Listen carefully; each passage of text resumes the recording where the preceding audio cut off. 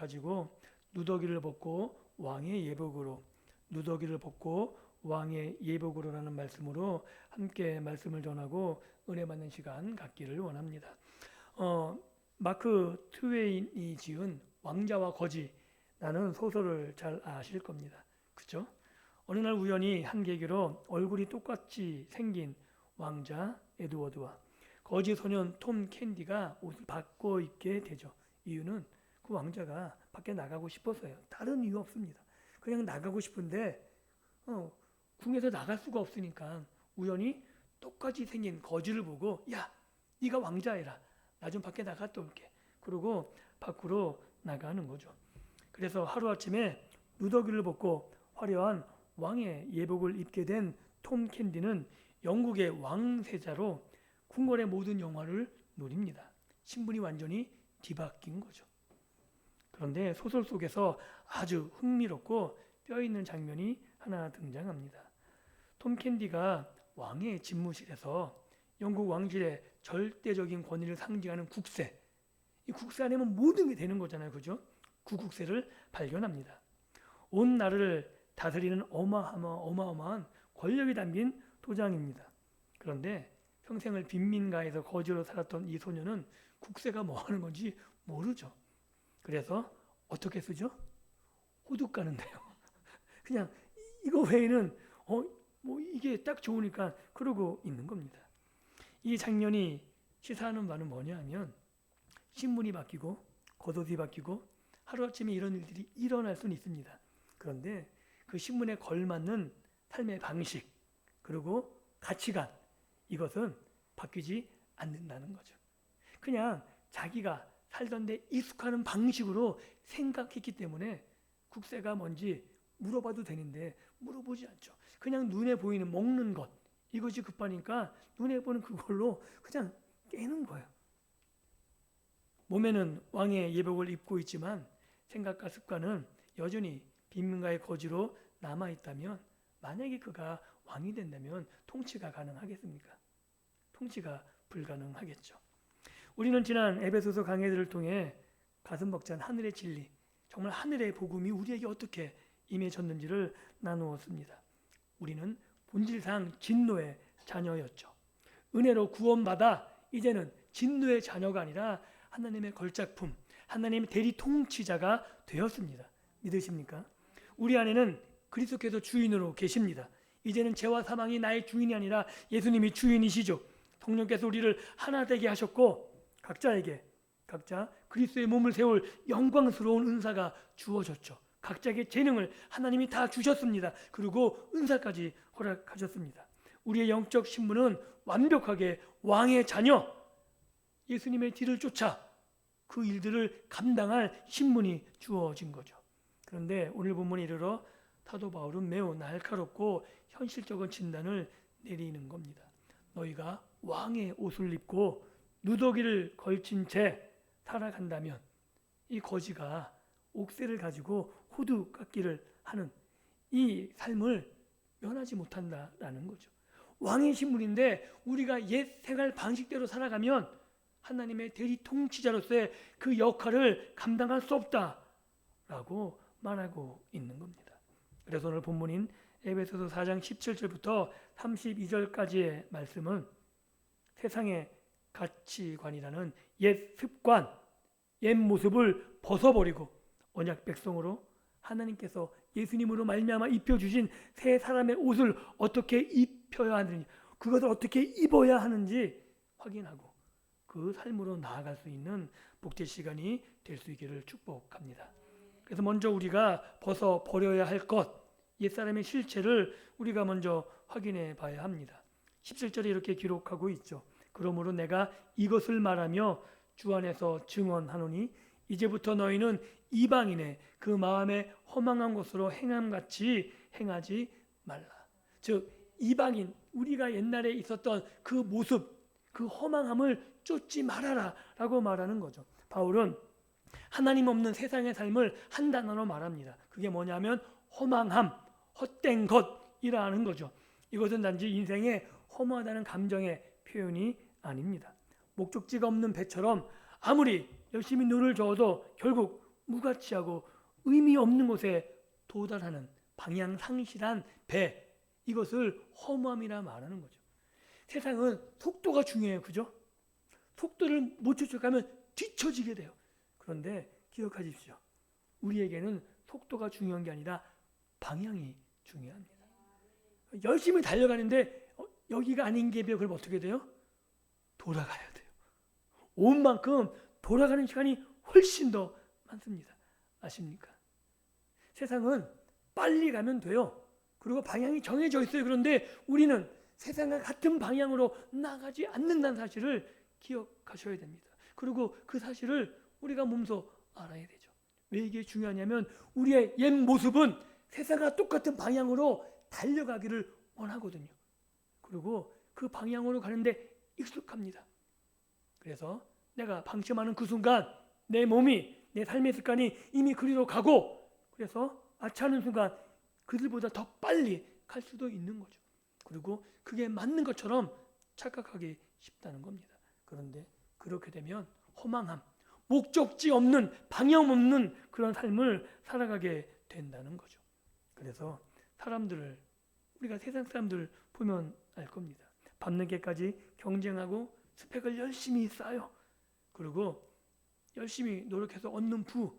그러니까 우리는 그렇게 생각하는 것 같아요. 그런 모든 걸 다 누린 사람들이 그렇게 말해요. 야, 허무하다. 그럼 우리는 그래요. 넌 누려봤잖아. 이게 인간의 함정인 것 같아요. 나도 그 허망함, 그거 누려봤으면 좋겠다는 생각을 많이 하는데, 솔로몬이 대표적이거든요. 솔로몬처럼 모든 것을 누려본 사람이 없습니다. 다 해봤어요. 그런데 그가 경험적으로 외치는 게 있죠. 모든 것이 헛되고 헛되고 헛됨이 헛되니 모든 것이 헛되도다.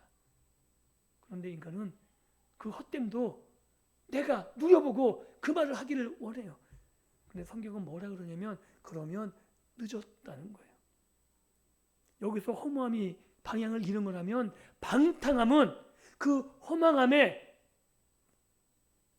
방향을 잃고 헤매는 그 시간을 낭비하는 것, 그것을 방탕이라 그래요. 그래서 부탁드리기는 향방 없이, 방향 없이 달려가는 세상 사람들의 그 방향을 쫓지 말고 말씀을 귀 기울여서 올바른 방향을 정하고 그 방향으로 힘들지만 뚜벅뚜벅 매일매일 걸어갈 수 있는 우리들의 믿음의 삶이 될 수 있기를 예수님의 이름으로 축복합니다. 그리고 바울은 이 허망함이 18절에 이렇게 진단하죠. 어디서 오는지. 그들의 총명이 어두워지고 그들 가운데는 무지함과 그들의 마음이 굳어짐으로 말미암아 하나님의 생명에서 떠나 있도다. 그들은 그렇게 할 수밖에 없다는 거예요. 그들이 열심히 지혜를 짜내고 노력한 그 결과 찾는 게 허망함이라는 거죠. 그게 좋아 보이고 그게 나아 보이고. 왜요? 세상에서 누릴 것이 그것뿐이 없거든요. 그들은 생명을 모르고 그들은 하나님이 없기 때문에 그들이 하나님이 없는, 생명 없는 그 안에서 누릴 수 있는 최대한의 가치가 그 허망함 뿐이라는 거예요. 그래서 그 허망함 맛보기 전까지는, 그 위치에 도달하기 전까지는 그게 맞는 것 같고 그게 가장 최선인 것 같고, 그런데 그 결과 얘기하는 게 뭐냐 하면 헛됨을 발견하게 되는 거죠. 그런데 우리는, 그 모든 사람들은 그것을 동경하거든요. 그래서 총명이 어두워졌다라고 말하고 있는 겁니다. 하나님과 분리된 이방문의 특징이 마음이 굳어진 강팍함. 왜요? 하나님이 버려두셨거든요.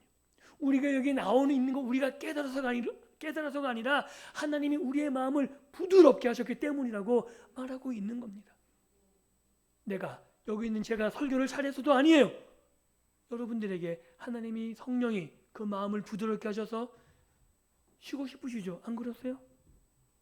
여기 나온 이유는 그래도 이곳이 기억되고 하나님이 떠오르게 하시고 그 발걸음을 옮겨주셨기 때문이라고 우리는 고백할 수밖에 없는 겁니다. 왜요? 우리에게 감각을 주셨거든요. 그들이 느끼지 못하는 감각, 이곳에 와야 하나님을 만나고 하나님의 말씀을 듣는 것이 얼마나 복된 것인지 우리만이 알 수 있습니다. 그들은 감각이 없어서 무가치하게 방황을 하며 떠돌며 세상의 것을 집으며 헛된 것이지 알면서도 그것뿐이 없어 쫓아가지만, 우리는 감각이 생겼기 때문에 생명을 쫓아오는 겁니다.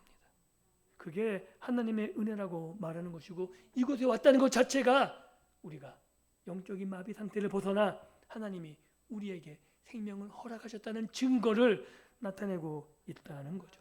그래서 19절에 이렇게 기록합니다. 그들이 감각 없는 자가 되어 자신을 방탕함과 방황하에 모든 더러운 것에 욕심을 행하되, 이 모든 것들이 결국은 똑같은 있는 거예요. 방향 없이 행하는 것, 그들이 욕심에 따라 행하는 것, 이 모든 것이 출발이 생명이 없기 때문이라고 말하는 거죠. 그래서 그들은 필연적으로 어떻게 되냐면 그 모든 결말이 탐욕, 쾌락의 노예가 된다는 거죠. 이 탐욕과 쾌락의 죄를 말하는 게 아니에요. 그 끝이 뭐냐면 탐심, 내가 좋아하는 걸 선택하는 것, 그 끝이 허망함이고 결국 방탕함으로 갈 수밖에 없다고 말하는 거죠. 이게 세상 사람들 보기에는 가장 좋은 방법이라는데 심각한 문제가 있는 겁니다. 왜냐하면 편안함을 추구하고 더 나은 삶을 추구하는 게 잘못된 것인가요? 아니잖아요. 그렇게 추구한 그 결과 하나님이 없다면 그 결과가 쾌락이고 방탕함이고, 내가 좋아하는 것, 내가 우리 자녀들에게, 우리 가정에게 좀 더 나은 삶을 위해 추구하는 모든 것, 그 결과가 마지막에 보는 것이 허망함이라고 성경은 분명하게 말하고 있는 거죠. 그래서 사도 바울은 에베소 교인들을 향해, 오늘 우리들을 향해 단호하게 선포합니다. 너희는 더 이상 그 악취나는, 그 허망한, 그 잘못된 그 옛사람의 누더기를 걸치지 말아라. 세상 사람 보기에는 화려하다는 거예요. 왜? 존경하고 부러워하고 그런 건데, 사도 바울 눈에는 생명이 없기에 허망한 것이기에 누더기라는 거죠. 우리는 그것을 볼 수 있는 눈을 가진 사람들이라는 겁니다. 세상의 풍조에 휩쓸려가는 자들이 아니라 그 세계와 단호하게 결별할 수 있는, 왜요? 보이거든요. 감각이 생겼거든요. 그리로 가면 망한 걸 아는데 그 길로 걸어가시겠습니까? 아니잖아요. 아무리 그 배를 타는데 이쪽 배는 누더기 같고 아무것도 없는 것 같고, 이쪽 배는 아무리 화려해도 가는 길이 낭떠러지고, 여기에 육지로 가는 배라면 어디를 타시겠어요? 알면은 아무리 화려해도 탈 수가 없죠. 왜? 끝이 낭떠러진데. 여기가 먹을 것이 좀 부족한 것 같고 허름하고 돛도 누더기 같고, 그래도 이 배가 가는 목적지가 분명하고 그게 바른 길이라면 그것을 아는 사람은 불만이지만, 입이 대빨 나오겠지만 탈 수밖에 없는 거잖아요. 우리가 가는 길이 그런 겁니다. 우리가 가는 길은 생명의 길이기에, 그곳에 하나님이 계시고 그 길만이 유일한 길이기에 우리는 세상의 헛된 것을 버리고 생명의 길을 선택할 수밖에 없다라고 말하고 있는 겁니다. 그렇다면 문제는 뭐냐면 우리 몸이 이미 익숙해져 있기 때문에 이 옛사람의 습관을 어떻게 끊어낼 수 있는가죠. 해보셨죠? 되십니까? 안 돼요. 여기는 저라고 똑같습니다. 안 돼요. 그렇다고 제가 그러면 저도 안 되고 우리도 안 되니까 하지 맙시다, 이건 아닌 거죠. 그죠? 말씀 앞에서 겸허하게 머리 숙여 은혜를 구하며 같이 해나가야 되는 거죠. 그래서 20절 21절 이렇게 말하는 겁니다. 오직 너희는 그리스도를 그같이 배우지 아니하였느니라. 진리가 예수 안에 있는 것 같이 너희가 참으로 그에게서 듣고 또한 그 안에서 가르침을 받을지인데, 즉 내가 뭘 하는 게 아니라 예수님을 배우는 거죠. 예수님을 닮아가는 것, 유일하게 그것만이 우리가 옛 습관을 끌어버릴 수 있는 거라는 거죠. 그런데 이 닮아가면 지식적이라는 게 아니에요. 세상의 어떤 철학과 학문으로 우리가 학교에서 배우는 주일날 하는 성경 공부, 이것이 아니라는 겁니다. 우리가 말씀의 은혜를 받고 내가 예수를 따르는 것, 내가 예수님의 인격을 사모하고 성령님이 내 안에 계셔서 내가 성령님의 인도함을 따라서 예수님을 닮아가는 것, 예수님의 인격이 나의 성품이 되는 것, 이것이 옛사람을 벗어버리는 유일한 방법이라고 말하는 거죠. 그래서 예수님과 연합하는 게 가장 중요합니다. 내 의지와 내 결단으로 되는 것이 아니라 예수님이 나를 다스려 주셔서, 성령님이 나를 움직여 주셔서 내 마음이 그것들이 싫어져야 되는 거예요. 제가 부끄러운 고백을 하면 술을 마신 적이 있어요. 고3 재수할 때 1년 동안. 그런데 정말 부끄럽게 그 기간 동안에 주일학교 교사를 했어요. 얼마나 찔렸겠습니까? 그래서 하나님께 기도했어요. 도저히 안 되겠다. 그리고 그렇게 재수를 끝내고 아이를 가르치면서 하면서 기도한 결과 재미난 현상이 나타났어요. 술을 보면 토가 나와요. 이해되세요? 저는 그래서 아직도 제 주량을 모릅니다. 왜냐하면 술 먹을 때 제가 한 번도 취한 적이 없거든요. 정말로. 그런데 어느 순간 하나님께서 술 냄새만 맡으면 정말 토를 했어요. 그 뒤부터는 지금까지 술 마신 적이 당연히 없죠. 못 마셔요. 술만 봐도 역겨우거든요. 그러니까 하나님께서 은혜를 베풀어 주시면 그것들이 더러워져요. 그리고 그렇게 좋았던 것, 그 쾌락들, 이런 것들이 싫어집니다. 제가 지금 그쪽으로 가지 않는 이유는 제가 결단력이 아니요. 정말 그런 거 보면 이게 막 그런 거 있잖아요. 막 보기도 싫고 막 그렇기 때문에 내가 거기에 발을 못 담그는 거예요. 하나님이 역사하십니다. 저는 그 사실을 확실하게 이야기 드릴 수 있습니다. 예수님이 내 안에 계셔서 나와 연합하시면 내 능력과 내 의지가 아니라 예수님이 나를 다스리셔서 예수님이 그것들이 당연히 예수님이 그것들 좋아하시겠습니까? 예수님은 그곳에 가신 이유가 그것들이 좋아서가 아니라 그것들을 치유하시고 그것들을 회복하기 위해서 가신 것이지 그 안에서 즐기려고 하신 적은 한 번도 없는 거죠. 제가 그들에게 가는 이유는 제가 그리고 그 친구들을 버리지 않고 그 술자리에 참석했어요. 근데 왜요? 그들에게 가서 전할 게 있으니까. 그 역겨운 것들을 참으며 그들에게 말씀을 전하기 위해서 그들과 어울렸어요. 삶이 바뀌는 거죠. 왜냐하면 예수님만이 생명 그 자체이시기 때문에 그렇습니다. 그리고 그렇게 예수님을 닮은 그 결과를 어떻게 행동으로 표시하냐면 이렇게 얘기하죠. 22절에 벗어버리라 그러고 23절엔 새롭게 되는, 그리고 24절에 입으라 라고 말하는 거죠. 이것은 하나님을 따라 의의 진리로 거룩함으로 지으심을 받은 새 사람을 단호하게 입는 것, 이것이 하나님이 우리에게 말씀하시는 거죠. 그런데 이야기 계속 드리고 있듯이 우리가 입겠다고 입어지는 것이 아닙니다. 예수 그리스도께서 우리 안에 오셔서 우리를 새롭게 해야 되는 거죠. 그 방법만이 유일하게 내가 새 사람이 되어서 벗어버리고 새롭게 되어 새 옷을 입는 거죠. 그런데 중요한 건 벗어버리지 않으면 아무리 옷을 입는다고 내가 바뀌지 않는 겁니다. 그렇기 때문에 내가 예수님 안에서 새로워져서 벗어버리고 이 새롭게 된가 맞물려서 이게 동시에 이루어지며 그 안에서 다시금 내가 새롭게 입는 거죠. 그래서 분명히 말씀드리는 것, 우리의 행동이 변하지 않는 이유는 의지력이 부족해서가 아니에요. 자책하지 마십시오. 왜냐하면 내 정체성이 바뀌지 않았기 때문에 그래요. 그래서 내가 새로워지는 것, 이것은 내 의지와 결단력의 문제가 아니라 내가 정말 새 사람이 되었나, 이 부분을 돌아보셔야 된다는 거죠. 그리고 끊임없이 내가 예수님과 연합되어 있는지, 내가 예수님과 함께 이 땅을 걸어가고 있는지 끊임없이 살펴보셔야 되는 겁니다. 물론 우리의 삶이 옛 자아가기 때문에 우리가 한번 바뀌었다고 완벽하게 바뀌어서 완전히 성인 이렇게 되지 않아요. 문득문득 옛 생각이 나고 돌이키고 싶고, 그러나 주님께서 다스리시면 그것들이 점점 싫어지고 멀어지고 그 안에서 우리가 나갈 방향들이 분명히 보이게 되는 거죠. 그리고 그 이후에 새 사람의 윤리적인 모습들이 우리 안에 들어오기 시작합니다. 왜냐하면 옛것이 버려버렸기 때문에 그러면 내가 어떻게 살까, 이 생각이 들기 시작하는 거죠. 그래서 25절부터 32절까지는 내가 어떻게 행동해야 되는지, 내가 어떻게 살아가야 되는지 자세하게 설명해 주고 있죠. 그래서 이 새롭게 내가 바뀐 삶의 특징을 사도 바울은 단지 죄를 짓지 말라라는 소극적인 금지에 머물지 않고 선한 것을 행하라는 적극적인 의지로 나아가는 겁니다. 우리의 옛사람의 결단력은 어디까지 가능하냐면 하지 말자까지 가능해요.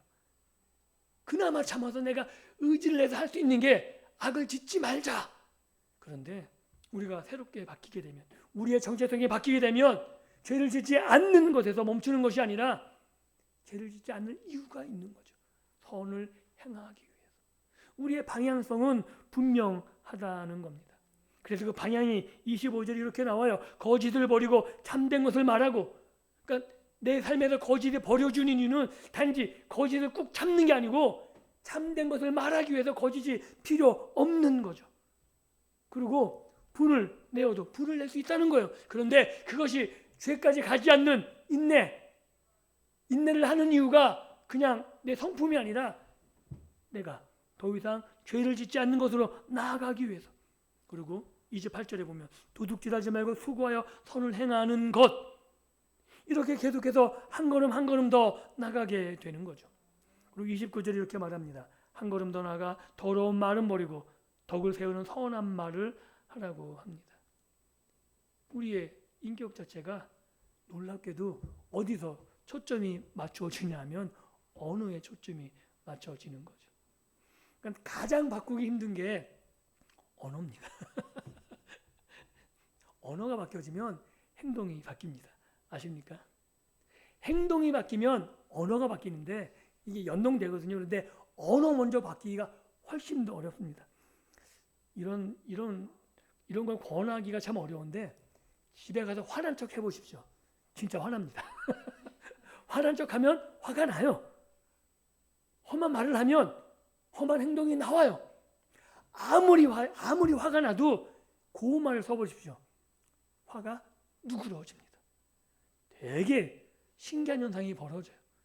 말을 고분고분 착하게 하게 되면 내 행동이 거칠게 나가지 않습니다. 그래서 성경은 말에 대해서 굉장히 심혈을 기울이고 언어가 우리의 입술을 제어하라고, 잠언에서도 그러잖아요. 우리의 입을 지키는 것이 성을 지키는 것보다 어렵고, 우리의 마음을 지키는 게 성을 지키는 게 어려운데 그 마음이 어디에 투영되냐면 입을 통해 투영되거든요. 그렇기 때문에 여기서 사도 바울이 말한 것처럼 더러운 말을 버려야 되는 것. 그래서 버리는 것에 멈추지 않고 선한 말을 행하는 데 나아가야 되는 거죠. 그리고 그렇게 우리가 적극적으로 선을 행하는 이유, 이것이 30절에 나와 있죠. 하나님의 성령을 근심하게 하지 말라. 왜냐하면 우리가 그런 옛사람의 삶을 살면 내 안에 이미 성령님이 계시기 때문에 내 안에서 성령님이 근심하시고 탄식하시며 기도하신다고 말하고 있는 겁니다. 왜냐하면 성령님은 떠나시지 않습니다. 우리가 옛사람의 삶을 살면 성령님이 떠나시는 게 아니라 우리 안에서 근심하시고 힘들어 하신다는 거죠. 성령님은 구원의 날까지 우리를 보증하시는 우리 안에 주인 되십니다.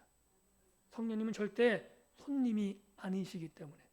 그래서 우리가 성령님을 손님 취급하며 우리의 삶을 내 뜻대로, 내 주관대로 막 살지 말라고 경고하고 있는 거죠. 그리고 31절, 32절에 바울이 이렇게 이야기해요. 너희는 모든 악독과 노함과 분냄과 떠드는 것과 비방하는 모든 악의와 함께 버리고 서로 친절하게 하며 불쌍히 여기며 서로 용서하기를 하나님이 그리스도 안에서 너희를 용서하신 같이 하라. 이게 사도 바울의 권면입니다. 그리고 특별히 불쌍히 여기다라고 기록하고 있는데 이것은 왜 이런 말을 하고 있냐 하면 이것도 참 독특한 표현이에요. 여기서 그 불쌍히 여기다라는 단어가 창자라는 거예요. 창자가 끊어진다는 표현을 하고 있는 거예요. 고대 사람들은 감정이 창자에 있다고 생각했어요. 그래서 그 히브리어 원어를 보게 되면 이런 감정을 불쌍히 할 때 창자가 끊어진 이런 단어를 써요. 그러면 그게 창자가 끊어졌다는 얘기가 아니고 그렇게 애끓는 마음으로 연민의 정을 느낀다라는 의미예요. 즉, 내 가장 깊은 곳에서부터 끓어오르는 그런 연민의 마음을 가지고 살라는 거죠. 근데 그렇게 그냥 지나가는 사람들을 그렇게 불쌍히 여기시며 살아보셨습니까? 거의 못하시죠. 오늘 오시면서 이렇게 지나가는 사람들 보셨습니까? 바쁜데 거의 못하시잖아요. 그런데 오늘 이 말씀 들었으니까 한 번씩 보십시오. 그리고 불쌍히 여기십시오. 그런데 불가능하죠. 오직 하나님이 그리스도 안에서 나를 용서하신 그 은혜가 내 안에서 경험되어질 때 그들이 불쌍히 보이기 시작하는 겁니다. 그러니까 내가 은혜를 느끼지 못하면, 내가 은혜를 경험하지 못하면 사람들이 불쌍해 보일 수 없는 거죠. 왜요? 경쟁자거든요. 그런데 성경은 아니다라고 말하고 있는 겁니다. 이제 말씀을 맺습니다. 설교 소도에 나눴던 왕자의 거지의 톰 캔디를 다시 한번 떠올려 보십시오. 거지. 우리는 예수 그리스도의 십자가 피값으로 냄새나는 누더기를 벗어버리고 이제 하나님의 자녀, 왕의 대리자라는 거룩한 예복을 입고 통치자로 살아야 되는 거죠.